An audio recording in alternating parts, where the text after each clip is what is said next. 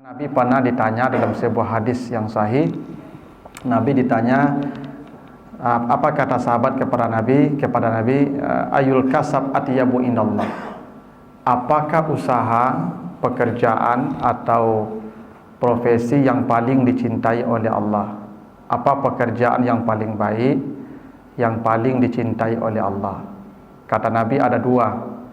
Ada dua usaha atau pekerjaan yang paling baik dan paling dicintai oleh Allah.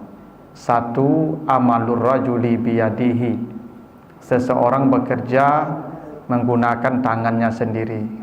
Jadi orang yang bekerja dengan tangannya sendiri itu, Bapak Ibu, itu usaha yang paling baik. Seperti apa? Misalnya orang yang bertani, ya Pak, ya orang yang bertani menggarap lahan, berkeringat dia dari pagi sampai sore, maka usaha itu paling dicintai oleh Allah, ya.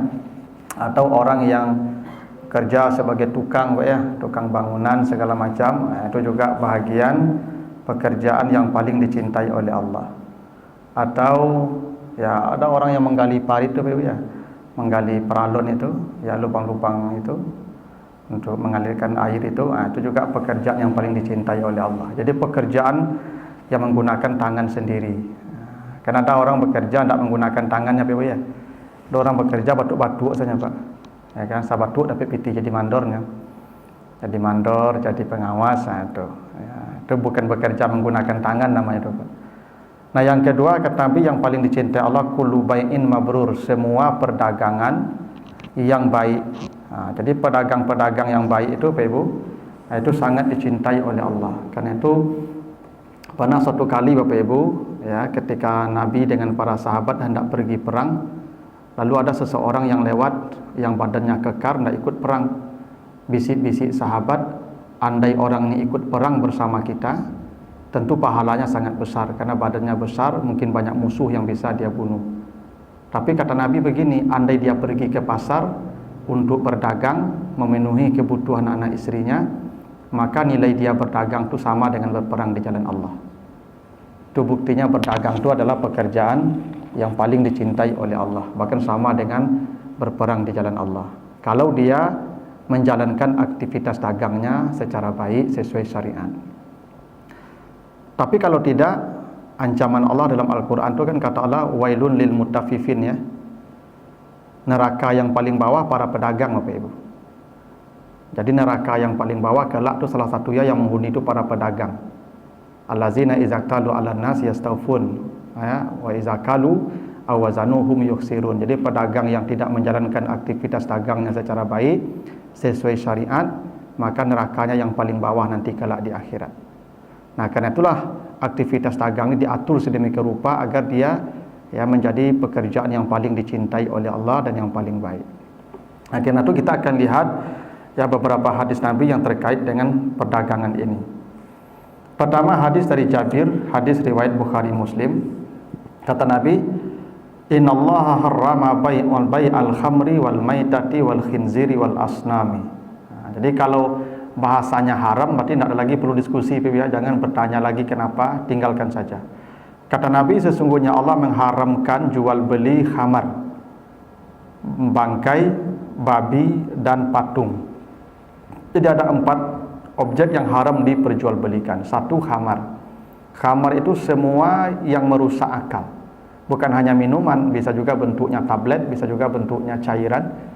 Ya, yang semua itu merusak akal, maka haram dijual belikan karena itu najis. Rijsun namanya. Kata Allah di surat Al-Maidah ayat 90, khamar itu najis. Karena itu menjual khamar itu atau zat-zat, ya, yang bisa merusak akal seperti narkoba dan sejenisnya itu haram. Walaupun menggunakannya belum tentu haram. Misalnya rumah sakit, Ibu. Rumah sakit itu kan boleh menggunakan narkoba. Orang dibius itu, Ibu, bius itu narkoba itu. Kan hilang akalnya itu, Pak. Kalau nak dibius orang beko bawa operasi, Pak. Tak tahu operasi orang nak dibius itu, Pak, ngambung-ngambungnya beko. Karena itu bius boleh, ya, narkoba boleh dipakai untuk kondisi-kondisi darurat, tetapi menjualnya tetap haram. Jadi kalau ada Bapak Ibu usahanya yang meracik, ya, bius misalnya, meracik minuman keras atau barang-barang yang sejenisnya dijual, walaupun ke rumah sakit dijual. Penjualannya itu haram. Lalu bagaimana caranya negara mendapatkannya? Negara bikin pabrik. Jadi bikin pabrik, olah sendiri, cari bahannya, lalu pakai untuk kepentingan medis. Itu boleh. Tapi orang per orang memproduksi, dijual ke rumah sakit tetap haram. Karena khamar itu najis, memperjualbelikan najis itu hukumnya haram. Bangkai juga begitu. Bangkai bukan hanya binatang yang mati, tapi binatang yang mati dalam status bangkai walaupun matinya disembelih. Misalnya binatang yang mati tertabrak, kata Allah. Jadi kalau tertabrak, Pak, misalnya sapi ditabrak mobil, tapi nyamlang getong-galetong, Pak, sudah sakarat, disembelih, tetap bangkai namanya tuh, Pak. Tidak boleh dijual. Kenapa? Karena sapi itu mati bukan disembelih, ditabrak. Kecuali ketika ditabrak dia masih berdiri, masih duduk, kepalanya masih tegak, dia masih sadar, itu disembelih, nah itu sah, halal. Tapi kalau dia sudah menggelepar, tidak sadarkan diri, itu namanya dia sudah mati itu. Tidak disembelih pun dia pasti mati itu. Menyembelih itu pun ya dalam status bangkai namanya itu, Ibu. Tidak boleh dijual kan, kadang-kadang ada itu sayang kan, so, Jawi, Pak, kadang tuh. Nah, di Pradiase mati kan jadi bangkai kan sayang, kan bisa disembelih itu. Disembelih pun tetap bangkai statusnya. Atau hewan yang jatuh, pas jatuh dia tidak sadarkan diri lagi, itu disembelih, itu tidak boleh lagi tuh, bangkai itu.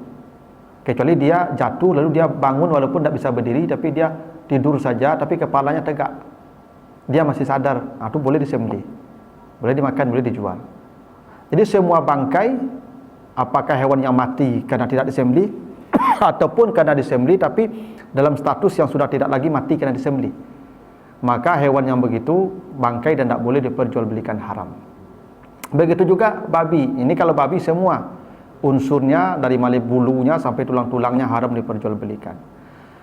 Termasuk patung. Jadi patung itu najis. Bukan jenis, bukan najis bendanya, tapi makna. Jadi najis itu ada dua, ada yang ainiyah, yang bendanya najis, ada yang maknawi, najis yang substansinya najis. Jadi patung itu najis. Kenapa? Karena begini, Pak Ibu, yang dijual ini haram asnam. Asnam itu apa, Ibu? Patung yang untuk dijadikan sembahan. Karena dalam Al-Quran patung itu ada dua namanya, Pak. Ada asnam, ada tamasil. Nanti Bapak Ibu kalau baca di surat As-Saba, ya, di surat Saba ayat yang ke-13, Nabi Sulaiman tuh, Bapak Ibu, di rumahnya banyak patung. Ya'maluna lahu ma yasha'u min maharib wa tamasil. Di istana Sulaiman tuh dipenuhi oleh patung-patung. Tidakkah tahu Nabi Sulaiman tuh patung dilarang? Bukan tak tahu. Cuman patung Nabi Sulaiman bukan disembah, dijadikan hiasan saja. Jadi kalau patung jadi hiasan boleh dikoleksi di rumah itu Nabi Sulaiman tuh, ya. Tapi Nabi Ibrahim menghancurkan patung. Kalau baca nanti di surat Al-Anbiya ayat 57, ya, surat yang ke-21 ayat 57. Ya, la akidanna asnamakum, kata Nabi Ibrahim, saya akan hancurkan patung-patungmu. Asnam di situ, Pak. Patung yang dikoleksi Nabi Sulaiman namanya tamasil. Patung yang dihancurkan Ibrahim namanya asnam. Kenapa patung dihancurkan Ibrahim? Karena disembah, ya kan? Nah, patung yang disembah namanya asnam. Patung yang jadi hiasan namanya tamasil. Jadi kalau Bapak Ibu misalnya menggali baju, kan ada patung-patung yang dipakai baju itu, Pak. Nah, itu boleh. Boleh dan boleh dijual. Boleh diperjualbelikan karena bukan untuk disembah. Yang diharamkan itu asnam, patung yang dijadikan sembahan. Misalnya di daerah tertentu seperti di Bali, Pak, kan ada patung-patung tertentu, Pak, yang dijadikan ritual, ya, yang dijadikan tempat ritual sembahan. Nah, itu menjual patung itu jadi haram, najis. Jadi intinya keempat-empat benda ini, mulai dari khamar, ya, bangkai, babi, patung, itu semuanya najis. Baik najis ainiyah, ya, seperti ya bangkai, babi, khamar itu najisnya ainiyah, maupun najisnya maknawi seperti patung yang disembah tadi. Intinya Allah mengharamkan jual beli yang benda najis, apakah najisnya maknawi, apakah najisnya aini. Karena itu misalnya Bapak Ibu, misalnya menjual ciri Jawi, ya, untuk bunga, ya, Pak. Ini banyak ibu tuh, ya kan, sekarang hobi bunga, ya.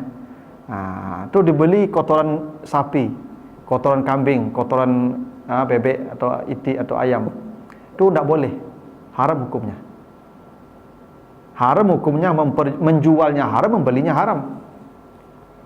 Jadi ibu jangan dibeli pula ke kandang itu kotoran sapi itu. Haram karena dia najis.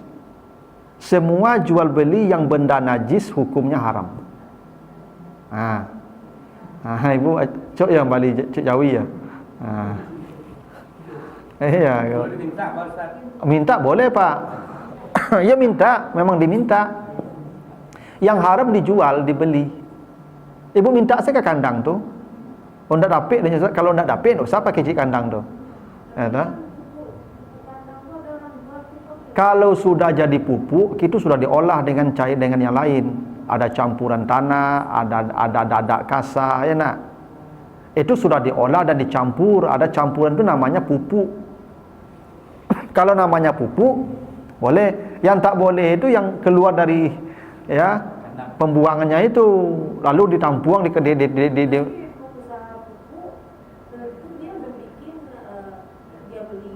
yang menjualnya tidak boleh, membeli tidak boleh. Minta saja. Ambil saja, kenapa perlu kan dijojok kotoran tu? Kotoran tu najis. Jual beli najis hukumnya haram. Tu Allah sebut tu, haram. Cuman yang 4 ini disebutkan saya 4 saja contohnya. Kamar, bangkai, babi, termasuk patung-patung. Yang keempat-empatnya najis semua. Itu artinya semua benda najis tidak boleh dijual belikan. Kotoran itu benda najis. Najis kotoran tu tidak boleh dijual. Kalau diminta, ambillah. Kini banyak orang menjual tu Ibu. Peternak sapi itu jadi piti itu Pak. Ya, sampai kotoran sapi jangan, haram itu. Ya. Ya, kalau diolah jadi pupuk boleh, pupuk namanya. Ini yang murni nya tuh.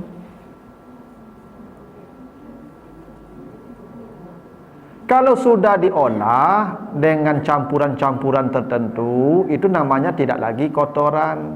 Itu namanya pupuk.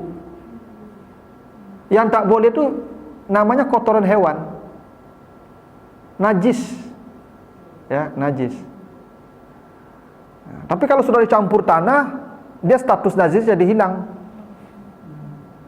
Ya. Ketika dicampur dengan tanah itu status najisnya hilang. Itu makanya ibu-ibu kalau terinjak kotoran sapi atau kotoran wawau, kotoran kucing, kata Nabi mensucikannya gesekkan ke tanah suci. Sepatu pakai sepatu atau pakai trompa atau injak cik kucing, gesekkan ke tanah. Awak semayang lagi kata Nabi. Kan berbau Ustaz tak apa-apa, karena bersentuhan dengan tanah itu dia sudah suci. Jadi dengan bercampur dengan tanah itu jelas suci. Jadi ibu besok kalau mensuku bungu aja di Bali, ciri Jawi itu leh. Ya. Najis, menjualnya haram, membelinya haram. Ya. Begitu juga Nabi melarang, Rasulullah an samanil kalbi. Nabi melarang menjual anjing. Jadi kalau apa-apa yang suku berburu ya, tidak boleh wawau itu diperjualbelikan Pak. Tidak boleh, haram. Ya, wawau tidak boleh diperjualbelikan. Walaupun ada yang mengatakan kalau kepentingannya untuk berburu yang memang berburu untuk menjaga hewan, ya orang yang pengembala itu Pak ya. Dia punya perlu anjing atau yang hidupnya di hutan yang menjaga rumahnya dengan wawau, sebagian membolehkannya kalau kepentingannya. Tapi saya memilih tidak. Berdasarkan hadis ini, ya jual beli anjing itu tidak dibolehkan. Karena orang-orang berburu itu Pak, anjing kok mahal-mahal Pak. Kadang saragoto ya Pak. Iya. Iya, bisa seharga mobil tuh Pak, wawau itu.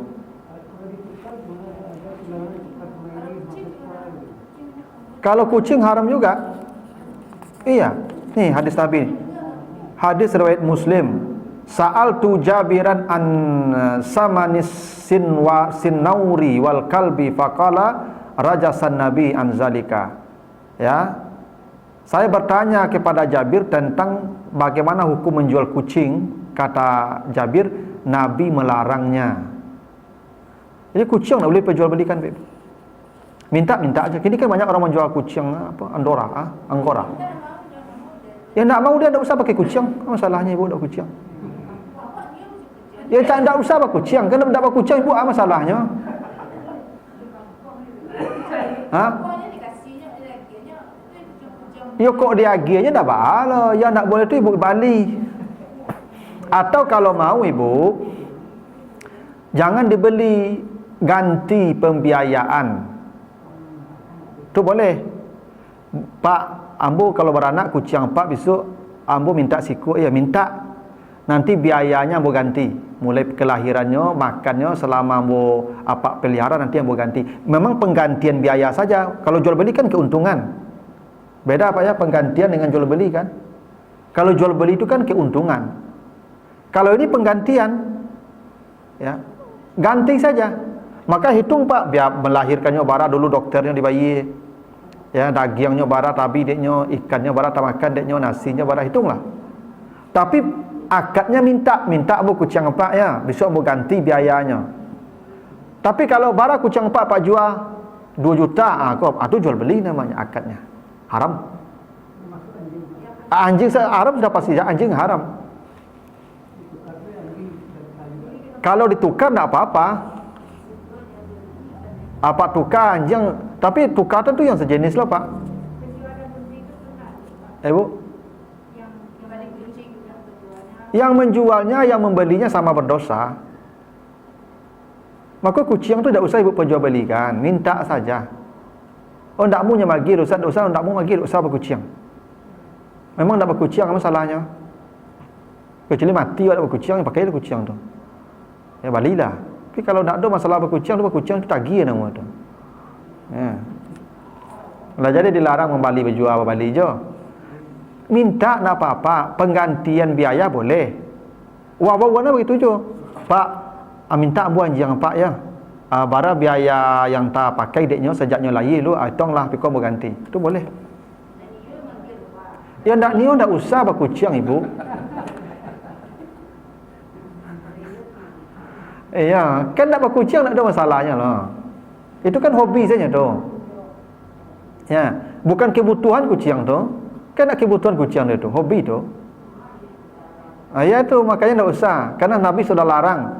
Zajaran Nabi anzalika kata Jabir. Ya, menjual kucing tu dilarang Nabi. Yang namanya dilarang ya pasti berdosa. Ujungnya berdosa. Kucing kan tak najis, dilarang Nabi. Tak selalu dilarang tu karena najisnya. Kalau yang 4 tadi itu dilarang karena najisnya. Khamar, babi, bangkai, ya, patung itu memang diharamkan karena najisnya. Kalau yang kucing bukan karena najisnya, karena Nabi larang, itu saja alasannya. Karena bahasanya zajaran Nabi, Nabi larang. Jadi kucing tak boleh apa ibu? Ya. Ya tak apa-apa. Ibu lemu serumah kucing ibu cubalah. Memelihara kucing tak dilarang. Yang tak boleh ibu jual. Kalau ibu ni kucing enggak sabalai kucing ibu di rumah cubalah. Tak apa-apa, bagus ibu merawat kucing tu kalau memang mau. Nabi suka. Karena kucing itu kata Nabi, sering Nabi itu dijilat kucing dan langsung salat tanpa mengulang wudu. Karena ludah kucing itu tak najis. Ya. Cuman dijual yang tak boleh. Bukan memeliharanya yang dilarang. Ya. Beda dengan anjing dan babi tadi, memeliharanya, ya memelihara pun dilarang. Ya, anjing itu tak boleh dipelihara kecuali kepentingan darurat. Seperti ibu tinggal di sawah, di ladang, berteranak, kepentingannya menjaga ternak dari hewan-hewan buas, atau ibu mungkin apa polisi yang kerajonya melacak para penjahat, itu boleh memelihara anjing. Tapi kalau di komplek tinggal di tengah kota untuk anjing, tak boleh. Memang tak masuk malaikat ke rumah orang tu, begitu kata Nabi. Ya, tidak akan masuk malaikat di rumah yang di situ ada anjing. Ya, anjing yang dipelihara karena hobi, bukan karena kebutuhan. Tapi kalau kebutuhan tak, gitu. Ya, jadi jangan dijual. Kucing tu dipelihara tak masalah. Ibu peliharalah kucing sebanyak-banyaknya, teranak kucing lah di rumah tu. Yang dilarang Nabi menjualnya.